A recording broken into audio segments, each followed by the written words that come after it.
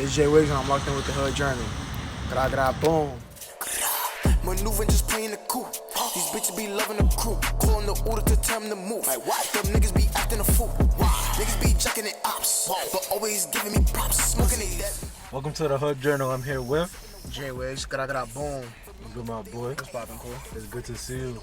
I like to start off all my interviews by giving my guests their flowers of appreciation. So my boy Wiggs, I've only known you since like January, but you've been one of like my closest friends, one of my loyalest friends. Always showing me love, always showing me support, always sharing everything that I got. I'll fuck with your work ethic. You a tough ball player. You a tough musician, and you heavy on the TikTok. And you just a good vibe and just a good person to be around. So I really do appreciate you. I'm ready for this conversation. I appreciate you. I do appreciate you for saying that. I appreciate you. No problem. Talk to me a little about your upbringing. Talk to me about the hood that you come from, the people that you grew up with, shit like that. Like me, I grew up in Baychester, like aka Edenwood, feel me? Mm-hmm. Like I ain't grew up with good things on my body, feel me? I had to earn what I had to get, feel me? Mm-hmm. Like the people I grew up with, they separated, they went their separate ways. Some of them got locked up. Some of them moved to start a new life. So I just stayed back and just started grinding hard to get what I need to get, feel me? Word. Any like good memories that you have like growing up in Baychester? Manhunt. That was always a vibe. Like, for me, and playing football in the grass, tackle football. That was like basically my first sport before basketball. Word. Were you good at football? Like what position did you play? I was like running back and a linebacker. I was chubby when I was younger. I wasn't really that good, but for me, my mom was born in Puerto Rico. My dad was born in Dominican Republic. Okay. I was born here, so like I grew up differently. I didn't grow up the same way they grew up. They grew up old fashioned. I grew up like new fashion, Shit, right? like new modern and stuff. So like I grew up different. I'm always outside hustling to get what I need to get. When did you first pick up a basketball? Like when did you realize like basketball was like a sport that you really had passion for? Honestly, like I only picked it up so I could keep my grades up. So like I was playing ball regularly, but I didn't know no calls or nothing. You just Like playing. I was just playing outside. And like I had two friends, they wanted me to try out for the 7th grade team, so they trained me the whole 6th grade summer until 7th grade, and then I made the team. So ever since, I just took it serious and started training myself. Got you. How important were your friends like taking the time to like train you and make sure that you made the team, make sure they was good enough to make the team? Like how important was that for you? Like it was very important because it's to the point now they don't even take basketball seriously. So I pushed myself a little bit more harder to prove them like they made a beast from scratch. I don't know, take it seriously. You know. Like they all went their separate ways. Kids, some of them is taking music seriously, and like they moved. So it's like, it's not like I lost in touch, but it's like they started doing their own little thing. Okay. What are your early memories when it comes to making music? Or listening to music? Like what were the first people that you listened to when you was growing up? Like it's funny. Like I grew up with like rappers around me, and like I used to play around thinking I could rap, which I really didn't. So it got to the point like my senior year of high school. I was in some group called Finesse. It was like majority artists and like a couple hoopers. And like I used to gas it, like I know how to rap until they took me to the studio and I had my mouth wired shut. So it was like that was my first time recording and I actually did pretty good for my first song. So to better myself and to find my voice, I just kept recording and kept writing and then my vocabulary got better. So when did you release your first song or like, release your first project? My first song that hit was March 8th, 2018. Okay. Oh, you remember the day? Yeah, word. That day I was like, yo, should I drop the song? And I dropped it. And then like, I did my first performance on that Thursday on the 10th. Whoa, that's okay. So like, it just boosted me. So like, I was like, I just want to keep doing it. Like, it felt good. So I kept writing, I kept recording until like, I started making bangers after bangers. But I got like a lot in the stash. Okay. I haven't dropped a lot yet. Let's say that. So like, what gave you the confidence that week to drop your first track and then do your first performance in the same way? Like, what gave you the confidence to go and do that? My friends. Oh, so my high school friends. You and shit? Yeah, my high school friends. They was like, yo, just drop it, bro. Like, you're gonna get better. So if it sounds bad, just keep going, bro. Just, you feel me?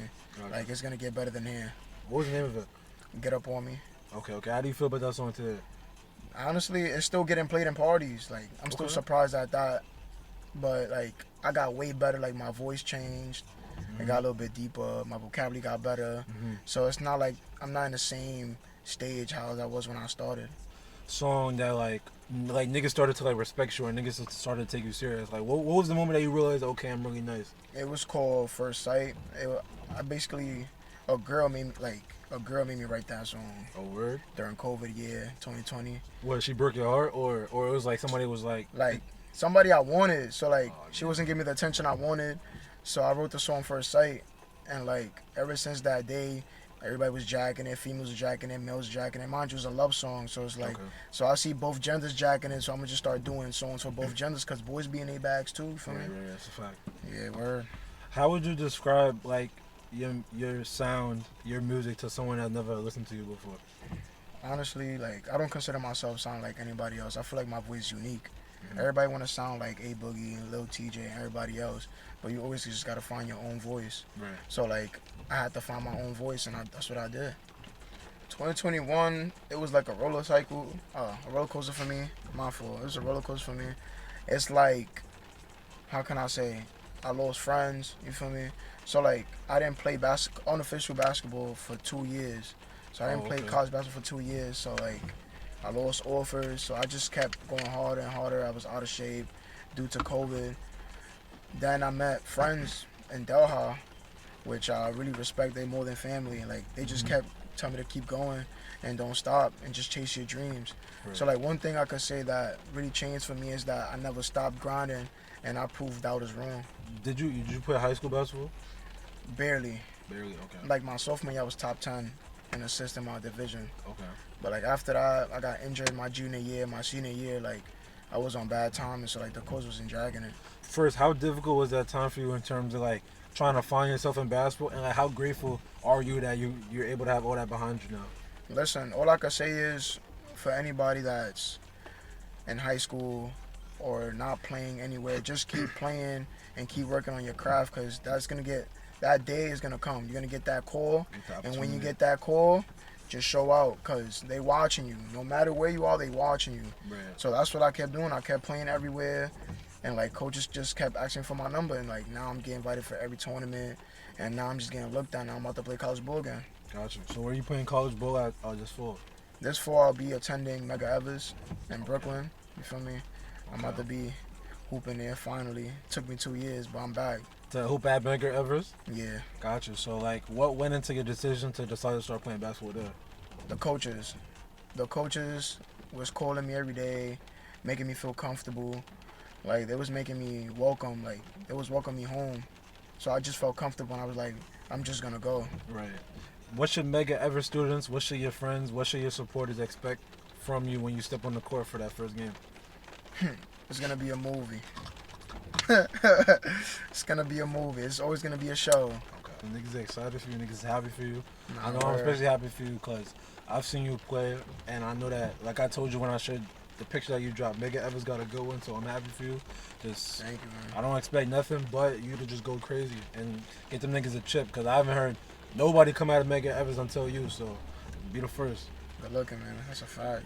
Like, what was your music career looking like? Were you also struggling? Were you finding yourself? Like, what was your music career like during COVID, and what it was like during 2021? So during COVID, like I was on a label. I liked it, but then again, like it got to the point like they was trying to like change my sound. I'm not just a drill rapper. I'm an artist. Okay. I sing and I rap. So it's like the fact that they was pushing me away because I didn't want to do what they wanted to do. I just found my own route. That's when I met. That's what I did First Sight, and I dropped it, and it was just a banger. Gotcha. You feel me?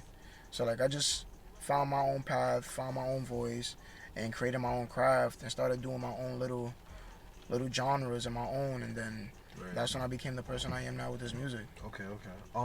Aside from First Sight, like during that COVID period and even after, were you dropping any music, and if so, like what was the reaction that listeners were getting from it? That was the only song that I dropped in a minute, and then after that, I got to Delhi and I just started dropping because my friends just told me just keep dropping until people notice who you are, and that's what I've been doing. And you feel me? I'm getting noticed. You spoke a little bit about it earlier when COVID began, and then also like now. You spent a lot of time at your previous school, SUNY Delhi. You spoke a little bit about it before, but like, what role did SUNY Delhi or the people that you met there play in your like development and like to where you are today? Some of the people are my brothers, especially my GTM and my OTG brothers, you feel me? Shout out to my guys. Those are really my muddies, you feel me? Like, those are the people I'm really going hard for now, especially for my manager, you feel me? Like, he introduced me and opened mad doors for me, even for the first year, and he only came one semester. So, like, once I met him and, like, I felt his vibe, I already knew, like, it was about to go up from there, especially the connection that we made with others, and especially the people in GTM. It's full of hustlers and money makers. Right. So that's why it's called GTM. Get to the money. OTG, I'm sorry. What does that stand for? It stands for Only the Generals. We always stand straight Tough. and stay forward. Okay, shout out them niggas. So another thing that you also do on the side that you famous or infamous for is that you be on TikTok. What led to you like making these TikTok videos? What goes into the question that you ask? So talk to me about like the whole decision behind like being on TikTok and with the public interviews. It's funny that you asked. Like, it was just this one night. Like, it was just me and my son Adam in a room, and like my man AJ was like, "Yo, y'all funny as hell." I went trying to video. So ever since then, he kept putting me in his videos. He basically paid the wave. Shout out to A Jizzle, you feel me? Shout out A Jizzle. Like, he paid the wave. He tuned me into that, and like now, like I'm interviewing people and I'm getting noticed. Okay. What was the craziest question you asked somebody on your TikTok? What was the worst sex experience? And what they said? The shit on the chest. Yo, Shit on the chest is crazy. That is crazy. Like, if you know, you know. If you know, you know, bro. If you know, you know. Shit on the chest is crazy. Nah, that is insane. Like, the fish, egg, and cheese lingos, the dinos, like, it's just different type of lingos. We were just having fun with it. So it's like, the shit in the chest, fish, egg, and cheese is just like, that's what paid the wave to get me where I'm at now. What's the best part about your public interviews on TikTok, and then what's the worst part? The best part is opportunities, like sponsorships could hit you up, easy payment, meet new people, collaborations with different people from different states and countries. And like the worst thing is like the fans, like they'll pop up to you like on randomly. You, like, it's not bad, but it's like it's some days like you just don't want to. It probably get go through that. overwhelming and shit. Like you can just come out of nowhere and just be, oh, that's Jay Wiggs. Let's forget heavy. Nah, yeah, it gets heavy, especially like if you don't want to be seen at times. So like when a kid come up to you and like, oh snap, I see you on TikTok, it just bring everybody attention towards me. I like to ask all my guests this question just to get a scope of like how they feeling and shit. Well, how's your mental health? My mental health actually good for me. Like, whatever music, it controls. Like it helps me. So like whatever's on my mind, I just write it on my notes. So like whatever I feel, I just go straight to the booth and record it. How grateful are you to have things like music, like basketball, even like TikToks to like help you like decompress and help you get your mind off shit when times might get tough?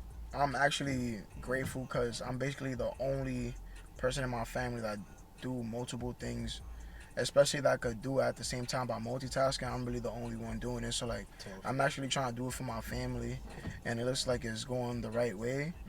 And like, it's not even me. I talk to God every day. Like, everything is in His hands. So when I talk to Him, that's when things falls into place. Like, it's for me, my family, and the God above, especially for my angels above. RP to my sons, for me. Yes, sir. What are your ultimate goals with basketball? What are your ultimate goals as an artist? What are your ultimate goals with TikTok? Like, what do you hope to accomplish with these 3 platforms that you put yourself into? So, to be honest, whatever get me money first is what I'm taking. Honestly. Like, okay. I'm just doing everything to see what's going to fall in my hands first. Basketball, if I go pro, I go pro. Music, if I get a label, I get a label. Okay. I get a deal with TikTok with sponsorships, a crib in the hills, something like that, then I'm going to take it. Whatever's bringing me money first, that's what I'm taking. That's a fact. And it's tough because you in 3 different fields that they work hand in hand. You can use one to help you with the other. Exactly. Shit. Word. With that being said, let's get into the quick hitters. A couple of quick, fun questions I want to ask you to get like the human side of you. So the first question I want to ask you, what's the toughest ball you ever wrote? The toughest ball? AJ just flock out the ops, you feel me? That right there is going to be the one that everybody's going to be saying at the clubs and in every spot this summer. Word. Okay. Once that music drop, that music video drop, matter of fact, that song is really out on all platforms. Okay.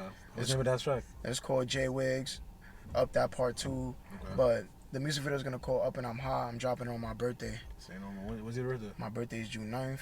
Check that out for me. Say no more. This is going to drop before June 9th. What do you have planned for your bag day? My bag day, actually, I'm trying to cool it. Like, I'm not really trying to do too much. Just mad shit going on in the streets. Like, The only thing I really want to do is spend time with the guys. The other thing that would make me happy on my birthday, honestly. Just vibe out. You're not trying to throw like one of those big parties you're known for? Nah. Nah.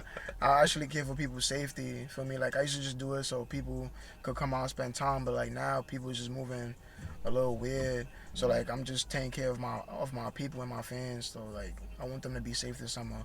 So I won't be throwing no parties this summer. What would you rather that happen to you? For somebody to break your ankles or for you to get dunked on? I'd rather get dunked on because I'm short. You feel me? So it's like me getting dropped, I'm on the ground already. Right, so it's like if I get dropped, it go viral. I'm not playing ball no more. It's quiet. No, word. Me getting dunked on, the person is taller than me, so I'm jumping with him. So it don't really matter. It's expected to happen. And it's like niggas gonna give you props because you went up to contest the shots. Exactly. So it's like they're gonna give me props just for jumping with him, but I'm still gonna get dunked on. Getting dropped is quiet. What's one thing you want to do that you haven't done yet? Anything? Travel the world. Where do you want to go? I want to go to Dubai and shoot a big ass music video. That's tough. Why Dubai? Like Dubai, like I always wanted to see like the desert, ride a camel, and all that stuff. So it's like I want to experience new things, wear new things. That's my type of vibe. Like I want to try new things and see new things. If you could use one app for the rest of your life, what would it be between Instagram or TikTok? I would choose TikTok. Okay, why TikTok? And the reason I choose TikTok is because like I do public interviews and like you could try new ideas on TikTok. On Instagram, it's just like you could barely do things. Yes, you could post reels and stuff like that, but I feel like TikTok will make you blow up quicker than Instagram, cause like there's a lot of fake pages on Instagram, just like TikTok. But it's like you could buy like followers for Instagram. You can't really buy. You can't buy it for TikTok. Right, like I guess all your audience is like all organic. Like you can't fake it. Like on Instagram, you could just buy, you could buy followers, you could buy views and shit. You could buy blue checks. You could buy blue checks. Like I want to earn my blue check. Like I want it to get given to me. Like I don't want to buy it. That's just lame. But you being an artist and also being from the Bronx, one of the genres that's popping right now is Bronx drill. I want to know, would you tap into like a Bronx drill sound? Like, what are your thoughts on like the Bronx drill wave that's taking over the Bronx and even the city at the moment? I don't mind it, but it's just like that's just not me. Feel me? Like yes, I be outside in the field, but I don't feel me, like I don't want to talk about what I do outside. A lot of people is going to jail for ratting themselves in drill. Right. Like drill gets me hype in the spot, it gets people lit, but then again like people just ratting on themselves. So like I just feel like if they gonna do drill, just rap without dissing or snitching on themselves, cause now niggas just getting indicted because of that. Right, you could just rap like on a drill beat, like not with the lyrics and shit. The lyrics is what's getting people in trouble and shit. Nah, yeah, word, facts. Any artists that you like to listen to, like in particular, in terms of Bronx drill, like just in general? I listen to people from different boroughs, like Brooklyn. Like for example, I listen to Rocco Baller. I listen to 26 AR. I listen to D Thing. If you could have dinner with any 5 people, dead or alive, who would they be and what? 5 people. Dead or alive? King Von. R.P. King Von. Pop Smoke. R.P. Pop Smoke. He's tough. Michael Jackson. Okay. Biggie. Tupac. Okay. And then one more, Gunna. Free Gunna. Okay, Free Gunna, fuck man. with that. That's tight. You got Biggie, Pop Smoke. You got Von. You got Michael Jackson. You got Gunna. Who else? And Tupac. I said 6. You said 5, but I said 6. Don't worry about it. That's tough. That's a tough one. Why those people in particular? Like Michael Jackson, like he makes me groove. Like when I'm cleaning, I just listen to him. Tupac, like he's my Gemini twin. Oh, okay. Like he's a June baby. Especially Biggie too. He's a June baby too. He's a Gemini as well. That's all right. Yeah, and Gunna, like you could do so much to Gunna. Like you could clean to Gunna, cook to Gunna. Right. Do things with girls with Gunna. So it's like you could do so much you could do mad shit with Gunna. That's tough. Pop Smoke always have the crowd jumping no matter what. King Von, he have the strip club lit. So he be having females going crazy. Honestly, that's pretty much it. That's tough. All right, best. So you got a lot of heavy hitters at the dinner table. And then the most important part of the question is what y'all eating at dinner that day? What's on the menu? We eating steak. That's the only. You gotta hang out with rich people, so you gotta eat like a rich person. You feel me? We eating steak. How you gonna get steak cooked? Well done. Okay. I fuck with the medium rare. You don't fuck with the medium rare? Nah, I don't like seeing rap stuff, bro. Most memorable moment in the studio? Meeting my personal engineer. Okay. Shout out to my son Omo, aka Eric. Like, we just been joking around. I've been singing Justin Bieber and stuff like that in the booth, making like on breaks and stuff like that. Talking about my ideas and plans in the future with music. Like those really like the great moments in the studio. Most memorable moment on the basketball court? On the basketball court, the day I caught that block at Monroe College. Oh shit! All right, so describe to me the play. So I think it was the other team. It was Monroe, Mustangs ball, and they was going for a fast break. And I did a chase down block, but I got a technical foul at the game because I was cursing and clapping in his face. Oh, after you was taunting? Yeah, that's crazy. Because I'm not going niggas jacking you don't play defense. There's a lot of things they don't know about me, but defense was the first thing I did. I just started scoring, so like that's why I don't really pass the ball how I usually do. For someone that's never played with you before, how would you describe your play style on the court? I'm a scoring guard first. Okay. But I always play defense first before scoring, so I'm like a Pat Bev. Okay. I like clowning and taunting people, but I always get a bucket right away. That's tough. I'm going to say Pat Bev is fake crazy only because he was talking crazy today on ESPN, talking shit about Chris Paul. He's a heavy nigga. I don't blame him, bro. Like, CP been in the league for years and still don't got a ring. It's alright. There's a lot of people in the league, but he's not a cone, though. No, he's not. Because a lot of people can't stay in front of CP, and Pat Bev can't stay in front of him. But especially for the best defender in the league. And last question on the basketball tip. Who are a couple of players that like you model your game after, or players that you just enjoy watching? New era Isaiah Thomas. Okay, yeah, tough. John Wall. We gotta see him back on the court, man. And Kyrie Irving. Most skilled player ever? Most skilled player ever, Kyrie Irving.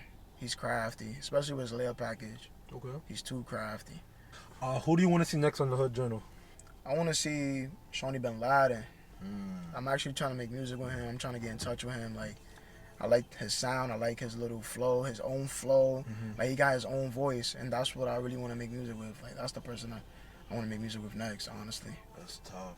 Shawnee Ben Laden, we need him because he's tough. I ain't gonna. His samples go crazy. Mad crazy, especially the Grinch album. Tough.